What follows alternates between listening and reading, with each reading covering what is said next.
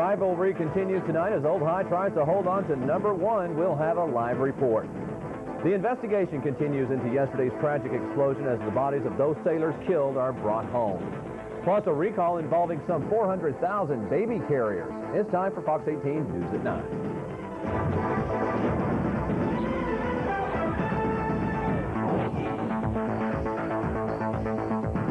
Good evening, everyone. I'm Todd Davis. First on Fox tonight, the high school football season is becoming intense, and nowhere is that more evident than right here in Wichita Falls.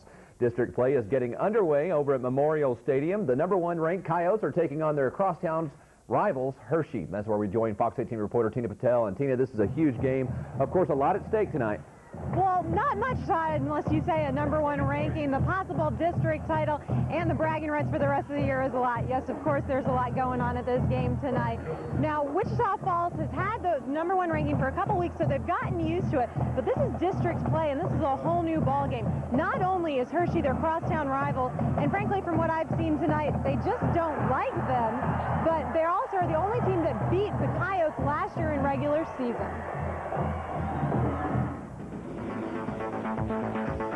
The number 1 hangs proudly in front of the school, and fans aren't being modest about being undefeated and the best in Class 4A.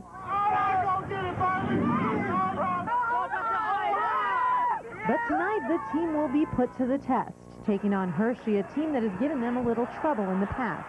Last year, it came right down to the end. The Huskies turned a Coyote turnover into a touchdown and won the game by just 1 point.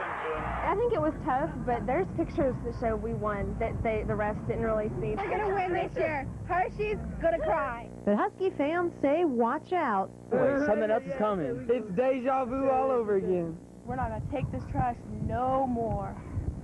No more. We are one family, one destiny. That is all. Will the number 1 continue to hang here next week? It all depends on the numbers on the scoreboard at the end of the night.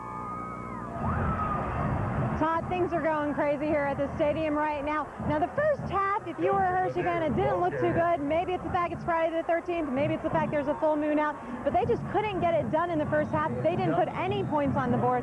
Coyotes were up at 14-0 going into the half, but we just started the third quarter, and Hershey's just made an incredible run. They're in scoring position right now. We will stay here throughout the newscast, and if any changes happen to the score, we will let you know. Certainly sounds like a lot of fun out there. Tina Patel reporting live from Memorial Stadium. We'll see you here in a little while, Tina. Thank you very much. Well, a fire this morning on Shepherd Air Force Base destroys a home. It broke out just before 1 o'clock this morning at the Shepherd Law Offices. No word yet on the amount of damages, but officials at Shepherd say the building was old and made mostly of wood. Shepherd has not decided if it will rebuild or tear the building down. The law offices are being temporarily moved to another facility. And firefighters in Texas may soon receive some much-needed help here. Yesterday, the House of Representatives approved close to $500 million in federal funding. The money is earmarked to help fire departments better equip themselves. Several in Texoma will benefit from that money. Fire departments across the country can apply for grants that would help buy new equipment, such as trucks, hoses, and other types of vital gear. And, of course, the situation in the Mideast continues to dominate the headlines. Today, there seems to be a break in the violence between Israelis and Palestinians. Despite many calling the peace process dead, Washington is continuing to keep hope alive. Fox's David Lee Miller has more on today's unfolding events. Palestinian Day of Rage was also a day of violence. On the West Bank, at the entrance to the city of Ramallah, the two sides exchanged gunfire. Shooting also erupted in Bethlehem and Hebron, where a Palestinian was shot in the head by a Jewish settler. In Jerusalem's Old City, scuffles broke out after Israeli police, trying to prevent rioting, banned Muslims under 45 from praying at the main mosque.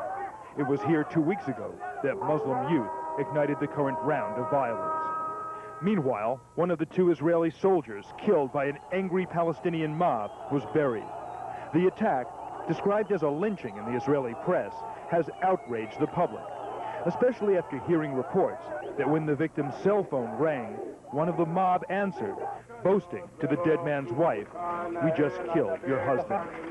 Despite talk of a peace summit, the Israelis say the time is not right. There is an attempt to put it together, but things are not yet clinched as they should be. As for the Palestinians, they now have little interest going to the negotiating table. The president is the first one in this world who wants to stop the killing against his people because we are the victims. The public posturing of the two sides, saying they will not take part in a summit, has in and of itself become a negotiating ploy. Many analysts believe a summit is inevitable. The only question is when and how many more lives might have to be lost. Near Ramallah on the West Bank, David Lee Miller, Fox News. And today, Governor Bush was in Michigan touring as part of his presidential campaign. During the stop, however, he took the time to talk about the situation in the Middle East.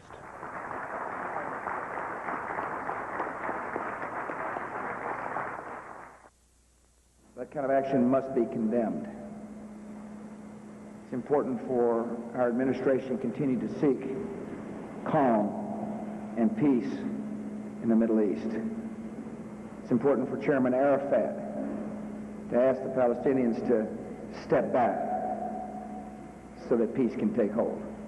And today, Vice President Al Gore went back on the campaign trail after reaffirming what Bush had already said.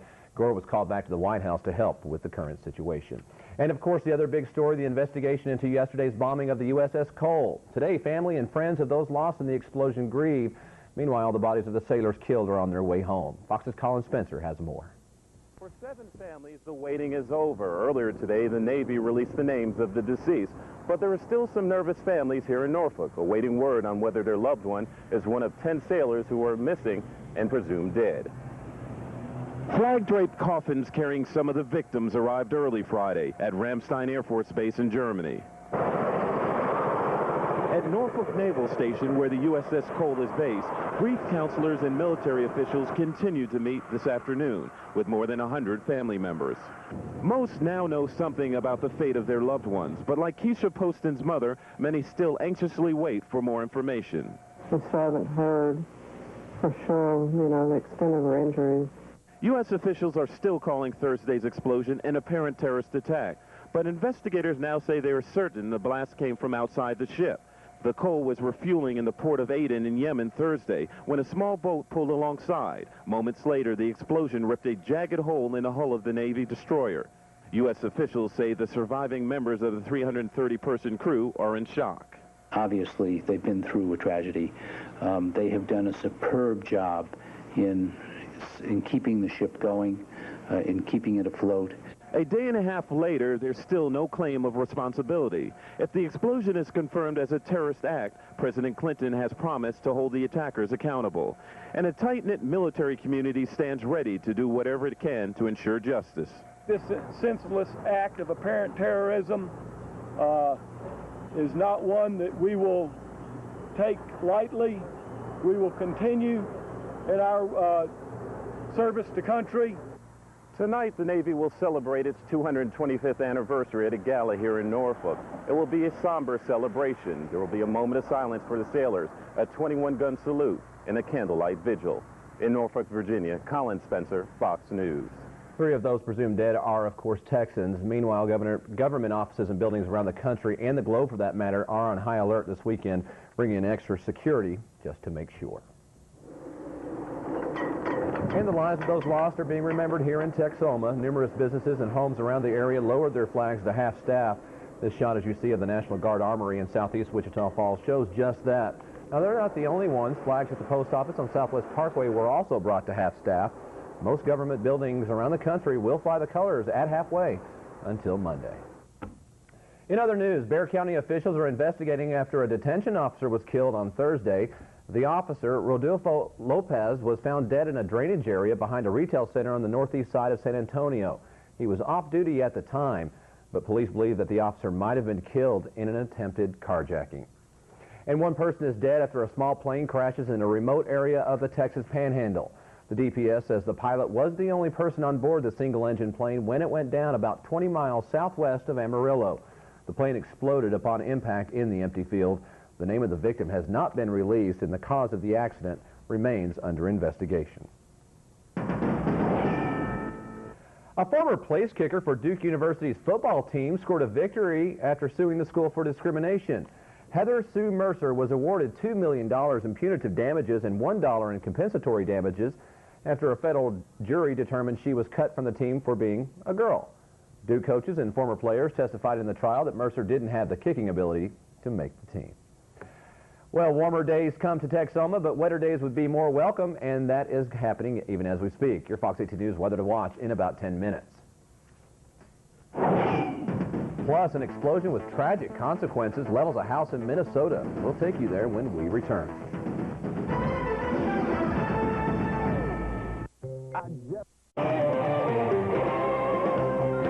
One person is dead and 2 others injured after an early morning house explosion in Maplewood, Minnesota. The blast happened around 4:45 this morning. It leveled the building and sent debris flying everywhere.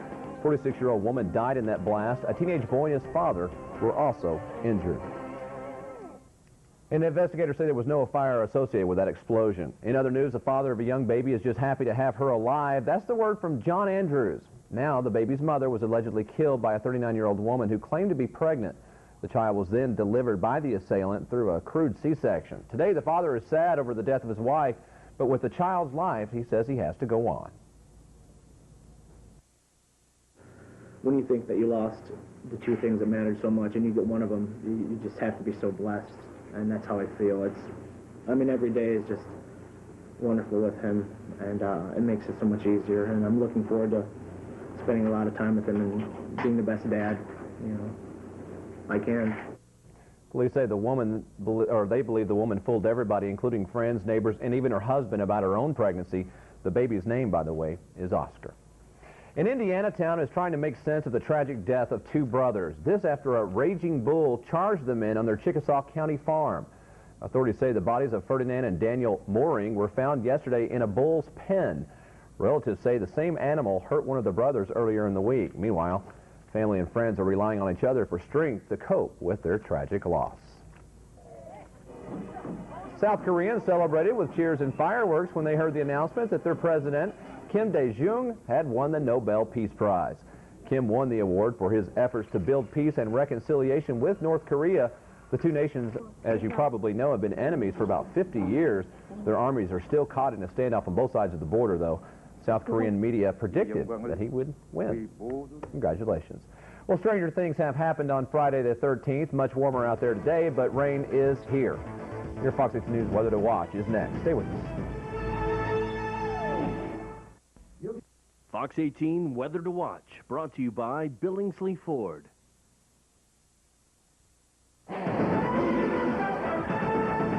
And welcome back, everyone. Rain continues to threaten our area here in Wichita Falls and all around Texoma. And to go along with these warmer temperatures we've had and plenty of cloud cover, just in time for Friday the 13th. Now, we did have some storms pop up all around the area earlier this evening. Let's go and take a look at your Fox 18 radar.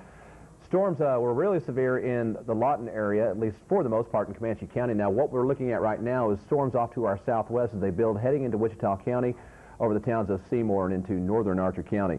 Now, we do have some storms developing in Iowa Park right about now, although they're really not severe. Those storms moving northeast at around 20 miles an hour, and out of that, we're getting about a 1/4 inch of rain or less.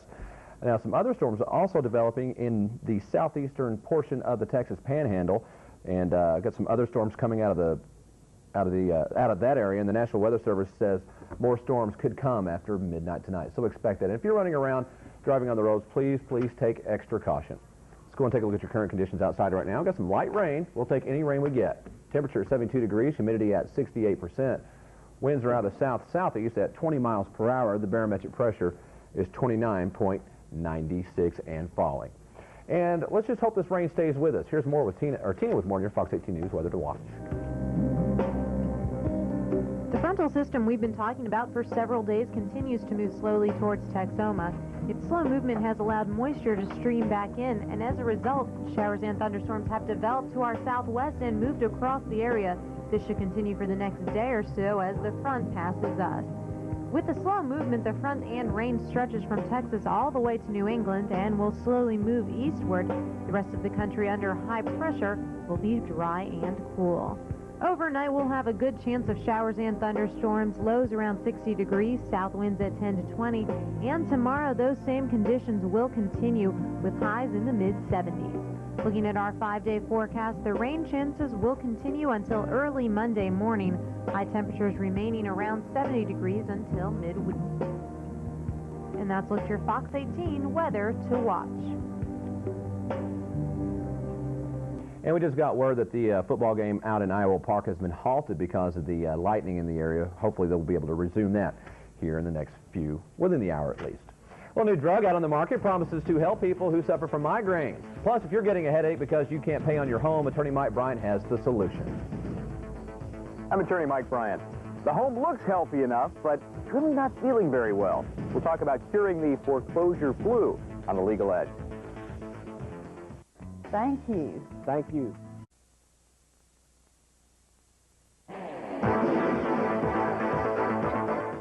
Millions of Americans suffer from migraine headaches, but migraine pain might now be reduced thanks to a new preventative treatment called Depakote ER. The pill, just approved by the FDA, is a once-a-day drug designed to prevent headaches in advance. As you know, migraines are severe headaches that often cause nausea. Unfortunately, there are many side effects that the company says does accompany the new drug. For more information, you can contact your local physician. Welcome back, everyone. A warning to you parents using car seats for babies. The National Highway Traffic Safety Administration announced today that car seats manufactured by Century Products have defective handles. The problem arises when the seat is used to carry the baby outside of the car. Now, the company says the seat's handles could break, dumping the infant to the ground. The recall covers all rear-facing infant seats manufactured by Century between 1991 and 1997. Some 200 injuries have been reported, and the company is offering free replacement handles. For more information, go to Century's website. It's at www.centuryproducts.com. Well, if you've missed a few payments on your house, don't think you're evicted just yet. Attorney Mike Bryant says you can save yourself a lot of heartache if you have the legal edge. Getting a foreclosure notice never really comes as a surprise. You know when you've missed a few payments on your home, but what now? Antonio wants to know, is it time to pack and move, or are there options? The law has the cure for foreclosure. Say, or at least it's the right to cure. That's your right to catch up on any late payments before your home is sold. Once you get the foreclosure notice, the clock starts ticking. The notice will tell you how long you have to cure the, debt-driven disease. No cure? Then the home sells on the date written in the notice. The cure normally means catching up on any payments, late charges, or other penalties, like the things the lender might run up getting ready to sell the home. So, the sooner you can come up with the cash to cure, the more money you'll save. Your right to cure foreclosure. Check the notice for the sale date. Your right to cure to catch up on late payments is tied to that date. Normally, you have up to 5 days before the sale date to cure. Contact the bank or lender immediately to let them know you are working on a plan, and ask the lender if you can work out a plan for smaller payments to avoid or delay foreclosure. There may be nothing you can do to save your home, Antonio. If you don't have the money, you don't have the money. And if you don't cure the payment problem by the foreclosure deadline, they will sell your home. Clear? At least now you know you have the right to cure foreclosure. And that will give you the legal edge. I'm attorney Michael James Bryant. As always, if you'd like more information, you can contact Mike at his website at www.legaledge.com. After yesterday's news of the Middle East crisis, stocks plunged dramatically with the third biggest loss in history. But fortunately for investors, they rebounded today. The Dow Industrials picked up 157 points to close at 10,192. But for the week, the Dow lost 404 points. The big board jumped 13.5 with more than 1.2 billion shares changing hands. The NASDAQ soared 241 points, its third largest one-day point gain ever. And here's a quick look at your Fox 18 local stock market report. Microsoft down 5/8 to close at 53 3/4. TU up 3/8 to close at 37 3/8. Walmart up 7/8 to close at 45. Delphi down 9/16 to close at 14 1/16. And PPG down an eighth to close at 38. Lakers Shaquille O'Neal is already rich. Now he's more rich. Your Fox 18 Sports highlights are next. Stay with us.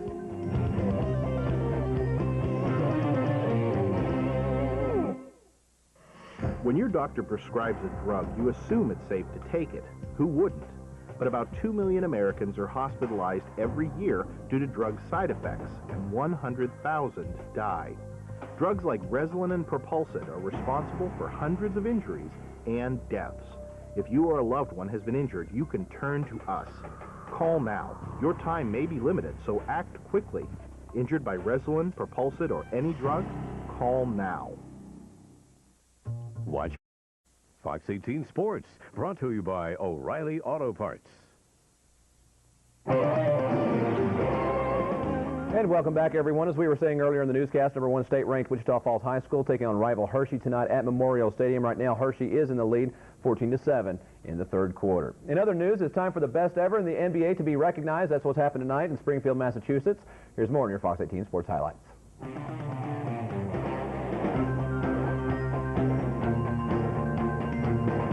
Former Pistons guard Isaiah Thomas and Tennessee women's coach Pat Summitt are among the inductees headed to the Hall of Fame in ceremonies tonight.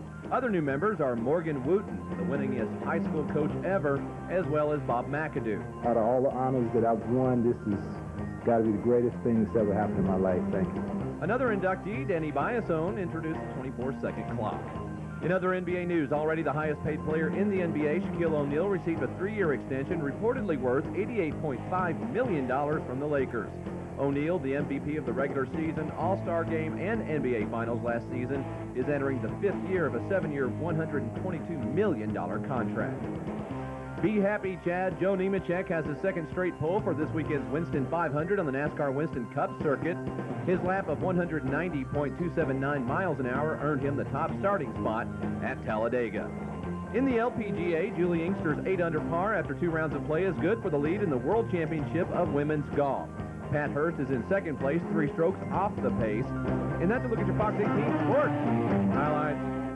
For those of you whose mouths gaped open when I said Hershey was in the lead, I take that back. Old High is up 14-7 over Hershey. My bad. Here's what you can expect when you hit your alarm clock in the morning. It's brought to you by your local Chrysler, Plymouth, and Jeep dealers. Got some good chance of showers and thunderstorms. Cloudy in the morning, temperature around 44 degrees, winds out of the south at 10 to 20. That's all the time we have. Have a great evening, everyone. We'll see you back here on Monday. Good night. Don't go.